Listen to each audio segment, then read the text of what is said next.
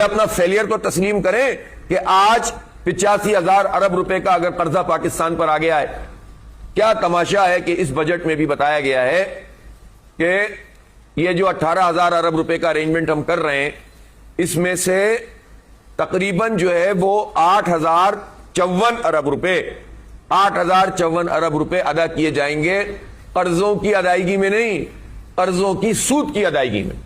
اور کون ادا کرے گا؟ جس طرح میں نے آپ کو بتایا کہ جس کے بجلی کے بل میں ٹیکس لگ کر آتا ہے، جس کے گیس کے بل میں ٹیکس لگ کر آتا ہے، جو کھانے پینے کی چیزوں پہ بھی ٹیکس دیتا ہے اس میں بھی اضافہ کیا ہے انہوں نے، جو صابن پہ ٹیکس دیتا ہے، موبائل کے کارڈ پر ٹیکس دیتا ہے. آپ نیٹ ورک دیتے نہیں ہیں.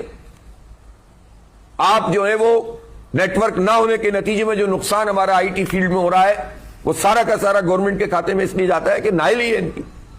اور دوسری طرف آپ چارجز وصول کیے چلے جا رہے ہیں.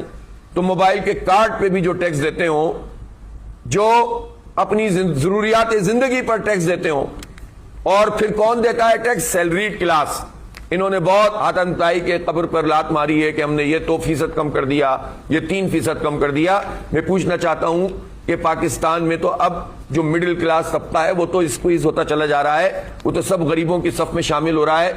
آپ یہ بتائیے کہ 1,25,000 کی تنخواہ والا آدمی، اس کا بجٹ بنا کے دکھا دیں. آپ تو کہتے ہیں نا منیمم ویج 40,000 ہوگی، تو 1,25,000 والے کو بھی یہ ایگزم نہیں کر پا رہے ٹیکس سے، اس کو ایگزم کرنا چاہیے.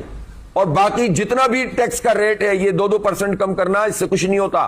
خاص کیجئے سب کو، تب جا کر پاکستان میں پروفیشنل لوگ آگے بڑھیں گے، تب جا کر جو ہے وہ ریٹین کریں گے مختلف کمپنیاں لوگوں کو، اور اس کے نتیجے میں یہ مڈل کلاس بھی جینے کے قابل ہو سکے گا.